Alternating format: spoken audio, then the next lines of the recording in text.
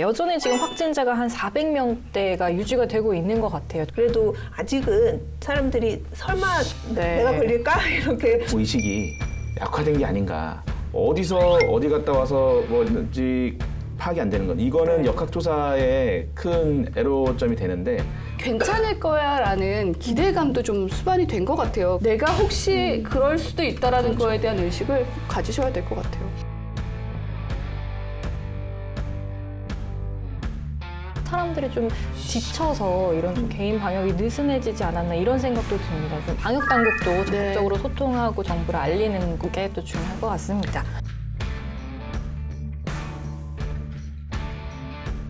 충분히 안심할 만한 임상 실험 결과가 없기 때문에 다들 불안한 마음은 있는 것 같아요. 그래도 또 방역 수칙도 잘 지키고 해가지고 코로나 이겨낼 겁니다.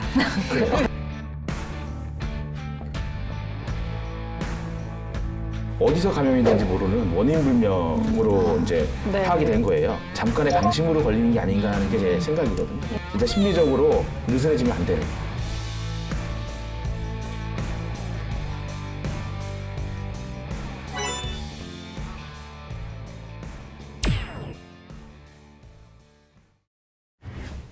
강원 취재 기자들의 취재 뒷이야기 강원 기자회견의 문이 열렸습니다. 오늘은 저희 꽁꽁국장님 그리고 임원 선배님, 정별리 변호사님 함께합니다. 요즘 도내 법조계 좀 어떤지부터 이야기를 해볼까요? 요즘 법조계 이제 취재를 가다 보면 이게 코로나19 이전과 같이 좀 빠르게 많이 법정이 열리는 것 같아요. 그래서 그 취재를 하다 보면은 이게 시간이 겹쳐가지고 이게 중간에 취재를 하다 말고 다른 법정에 가야 되는 좀 그런 좀 황당한 당황스러운 상황이 좀 종종 나오고요. 그래서 기일부를 매주 월요일 날 저는 봤는데 보면은 그 코로나19 이전에 지난 연말부터 좀 유행할 때는 한 4장, 5장 이 정도밖에 없었어요. 근데 지금 한 20장 가까이 돼요. 그러니까 그만큼 법정 재판이 많이 열린다는 거죠. 좋은 건지 나쁜 건지 잘 모르겠어요.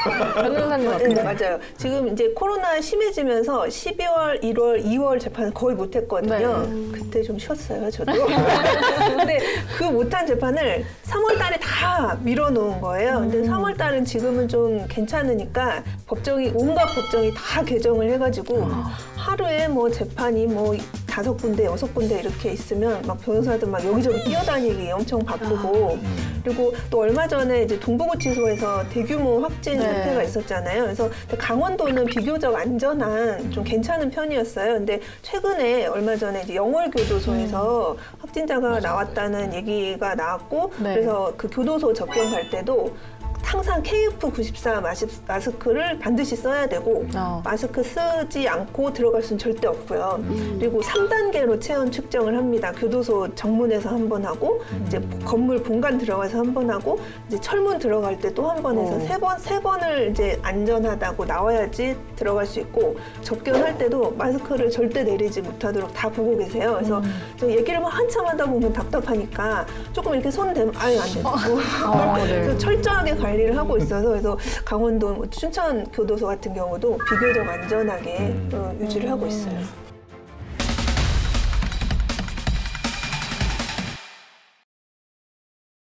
이렇게 좀 계속해서 여전히 코로나19 진행되고 있잖아요. 그래서 도내 코로나19 또 이번에는 어떤 이슈가 있는지 이야기해보겠습니다. 여전히 지금 확진자가 한 400명대가 유지가 되고 있는 것 같아요. 좀 정부에서 좀 사회적 거리두기도 연장을 한다고 했잖아요. 좀 어떻게 달라진 게 있는지 말씀해 주시죠.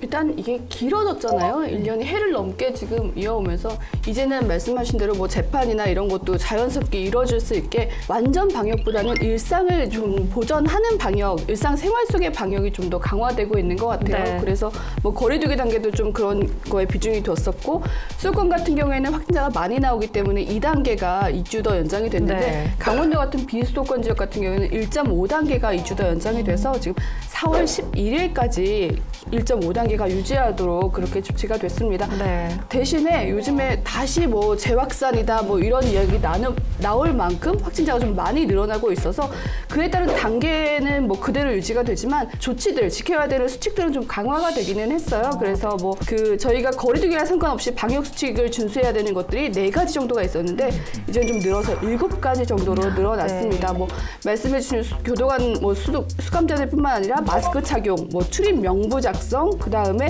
음식 섭취가 금지된다든가 뭐 방역 관리자를 지정해야 된다 뭐 이런 것들이 좀 있는데 방역 수칙이 적용되는 기관도 예전에는 뭐 유흥주점, 식당, 카페 뭐 이런 쪽에 좀 제한이 있었다면 이제는 그 24개 중에서 9개 정도가 더 추가가 됐습니다. 그래서 뭐 키즈 카페, 경기장, 그다음에 네. 경마장, 미술관, 박물관 그리고 저희가 뭐 많이 가는 전시회, 박람회장까지도 확대가 좀 됐어요.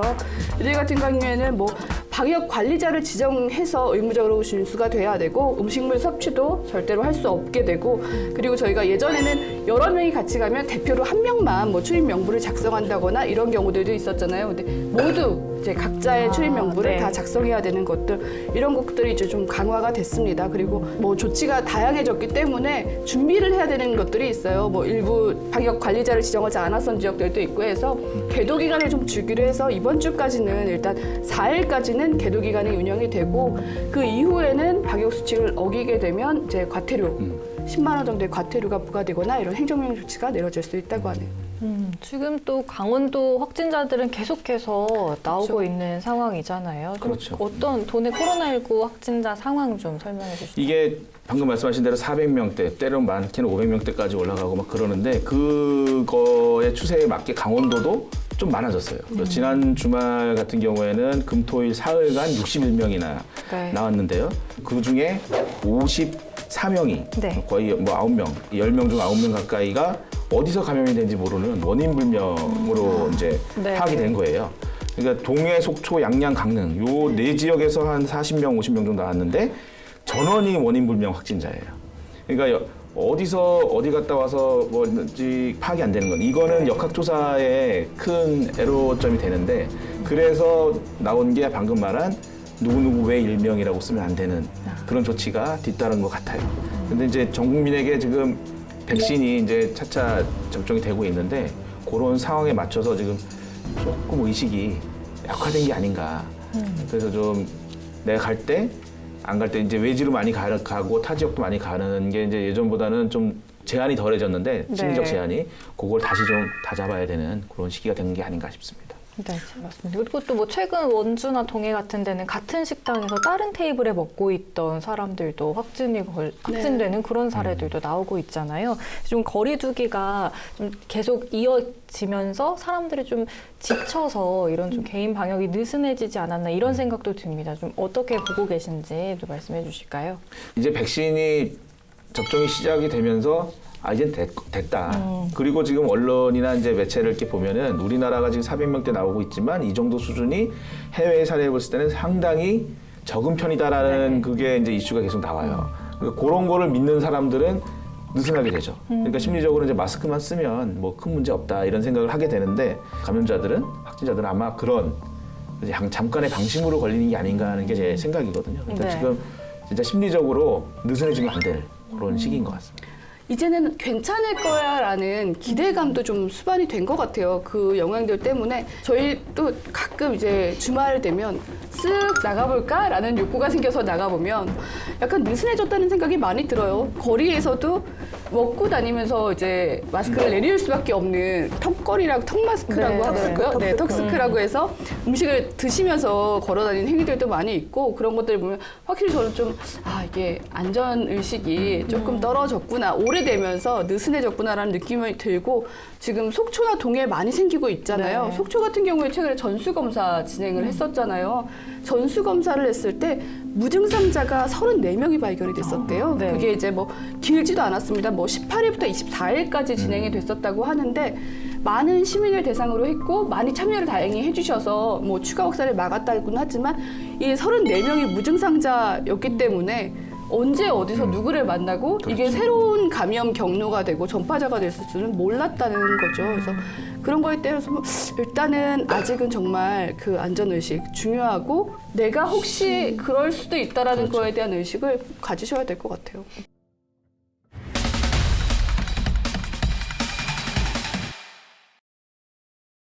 최근에 그 속초에서 또 방역 수칙을 어기면서 어린이집 원장 모임을 가졌다고 알려져서 좀 논란이 있었습니다.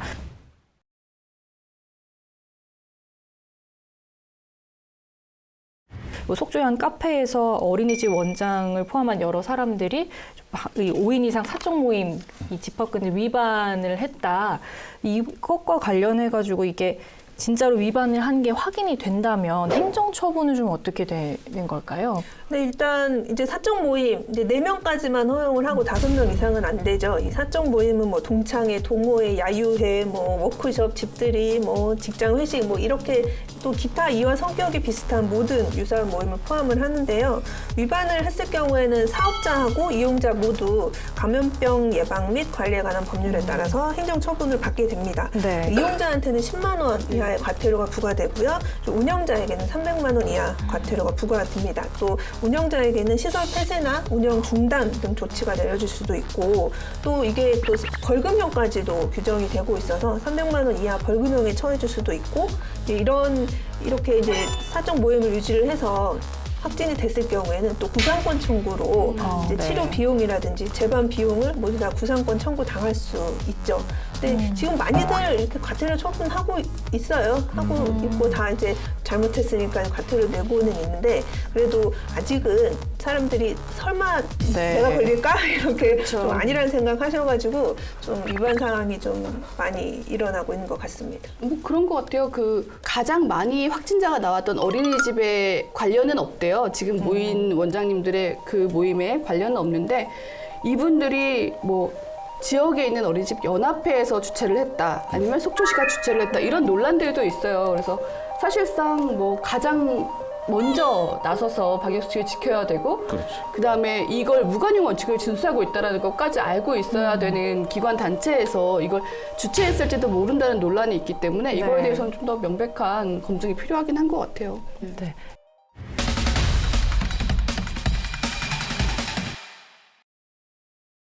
이렇게 좀 확진자가 계속 늘어나고 있는 와중에도 이제 고령층에 대한 백신 접종이 곧 시작이 되잖아요. 좀 도내에서는 어떻게 진행되고 있는지 정리해 주시죠.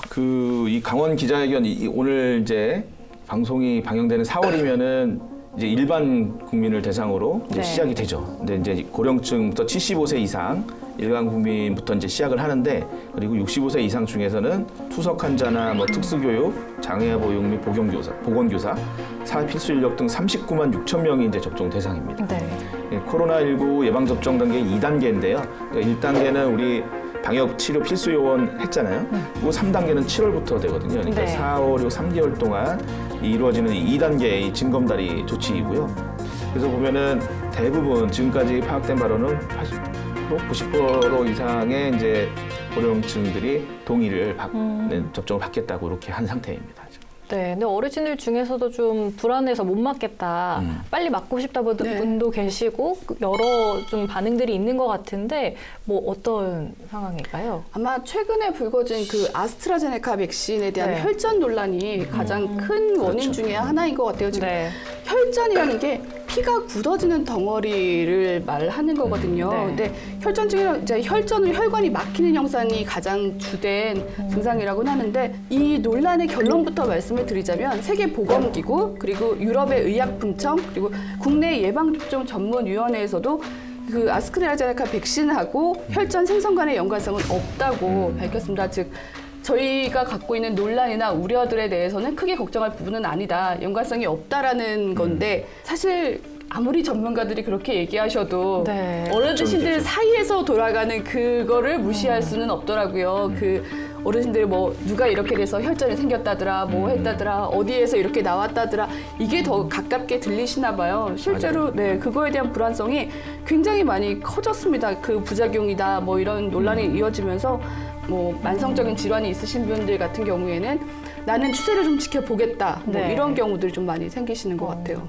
네. 뭐 어르신들이 이번에 접종을 뭐 거부하거나 나는 이번에 안 맞겠다 하면은 순서가 후순위로 밀리게 되는 예, 건가요? 그렇습니다. 일단은 이제 순서가 지금 정해져 있잖아요. 근데 백신 접종은 자유예요. 강제할 수가 없기 때문에 백신 접종 내가 이제 접종 대상인 기간에 안 맞겠습니다 하면 그걸 강제할 수는 없죠. 네. 그렇지만 순서가 한참 뒤로 밀리기 때문에 아마 한 뭐 11월 돼서야 다시 이제 기회가 오지 않나 이런 의견이 있더라고요. 근데 이제 백신 같은 경우 이제 코로나 백신이 워낙 짧은 기간에 만들어지고 또 충분히 안심할 만한 임상 실험 결과가 없기 때문에 다들 불안한 마음은 있는 것 같아요. 네. 근데 조금 이제 저도 좀 추이를 보고 싶긴 한데 네. 제 순서가 오면 저는 이제 맞을 것 같아요. 그래서 이제 우리나라가 그래도 좀 방역이 잘 갖춰진 나라니까 백신도 맞고 그래도 또 방역 수칙도 잘 지키고 네. 해가지고 코로나 이겨낼 겁니다. 지금 보면은 우리가 꼭 좀 기억했으면 하는 사례가 뭐냐면 이스라엘 같은 경우에는 다 맞았어요. 네. 다 맞고 마스크 풀고 다녀요. 어. 그러니까 이미 거기는 집단 면역이 됐다라고 확신을 하고 있는데 그 인구가 우리나라랑 뭐 10분의 1 되나 엄청 적기 때문에 빨리 맞춰서 그렇게 됐는데 이미 거기가 임상이라고 볼 수도 있는 거예요. 아, 네. 그러니까 이렇게 지금 혈전 논란이나 뭐 이런 거에 대한 불안감보다 이미 맞은 나라가 어떻게 되고 있다는 거를 더 빨리 가까이에서 접하고 마음의 안정을 가져가는 것이 더 낫지 않나 이렇게 생각이 듭니다. 네, 그래서 좀 뭐 고령층 가족을 둔 사람들의 의견도 좀 분분하다고 합니다. 좀 보통 어르신들이 이제 자기 자식들이 내 자식들 맞지 말래 막 이러면서 안 맞는 분들 좀 계시잖아요. 좀 어떤 상황이신지. 이게 아마 그러실 것 같아요. 네. 이게 고령자들 같은 경우에 정말 고혈압, 당뇨 이런 걸 앓고 계신 질환들 이제 만성질환을 갖고 계신 네. 분들이 많으신데 하필 이게 또 혈전과 연관되는 그렇죠. 질환이기 때문에 내 부모님은 이미 연세도 있으신데 이런 기저질환까지 갖고 계시니까 좀 더 안전을 위해서 지켜보셨다가 맞으시라 뭐 이렇게 하는 경우도 사실 저도 제 부모님이 그런 기저질환이 있으시다고 하면 선뜻 본인이 불안해하시면 무조건 맞으세요는 못할 것 같거든요. 이게 나중에 혹시라도 문제가 생길 수 있다라면 조금 더 미뤘다가 다만 뭐 외출을 중단하신다든가 아니면 마스크를 좀 더 철저히 쓰신다든가 이런 수칙을 지키실 때 조금 더 천천히 맞으세요라고 할 수도 있을 것 같아요. 그런데 네. 저는 네. 맞으라고. 그렇죠. 결론은 네. 저는 저희 아버님이 좀 네. 편찮으신데 약을 드시고 계시는데 네. 좀 전에 말씀드렸지만 저는 집단 면역이 된 사례에 대한 확신이 좀 있기 때문에 네. 지금 뭐 의료 전문가들도 그렇고 이 네. 혈전에 대해서 이게 인과관계가 입증이 안 되고 없다고 하는데 불안해할 필요는 없다. 아버님 건강하시고 그리고 보면은 약을 먹을 때 이렇게 처방을 받을 때요.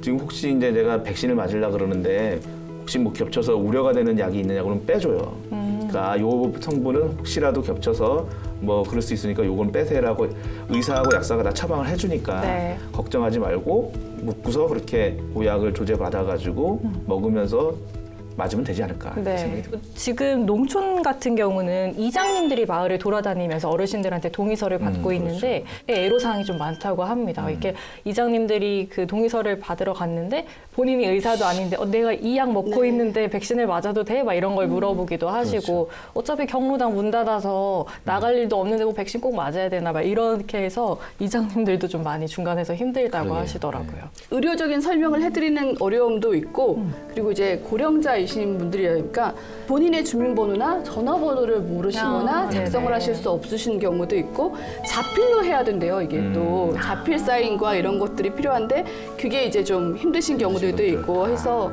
사실 이거는 인력적인 지원들이 좀 많이 필요한 네, 부분이 네. 있다고 하더라고요. 이장님들을 다 모아서 교육을 시키는 거예요. 네. 백신의 안전성에 대해서 교육을 쫙 시키셔가지고 이장님들이 브리핑을 쫙 하셔야 될 것 같은데요. 네네. 그런 것도 있대요. 강원도가 그 감염병 전문가들, 그러니까 민관이 같이 하는 감염병 관리위원회도 출범을 했어요. 이런 뭐 이제 논란들도 좀 빨리 종식을 시키고 그리고 코로나에 대한 안전성도 좀 높이기 위해서 이게 국내 최초라고 하더라고요. 민관이 함께하는 감염병 관리위원회가 출범한 건 최초인데 최무슨 경기도지사가 위원장이고 공동으로 이제 민간에 있는 병원장, 저희가 순천 강원도에 있는 강원대 병원장 이승준 병원장인데 공동 위원장을 맡아서 맡게 됐고, 그래서 뭐 지역에 있는 유관 의료기관들이랑 그 다음에 뭐 도의사회, 간호사회들도 공동으로 이거에 대한 논의를 하고 있어서 아마 조금 더 그래도 감염병 정책에 대한 컨트롤 타워가 구성이 되지 않을까라는 기대도 좀 있습니다. 네, 아무래도 이게 접종에 대한 뭐 오해나 불신을 없애도록 방역 당국도 적극적으로 소통하고 정보를 알리는 게 또 중요할 것 같습니다. 속 시원하게 할 말은 하자. 강원도 열혈 기자들이여 눈치 보지 말고 강원 기자회견으로 모이세요.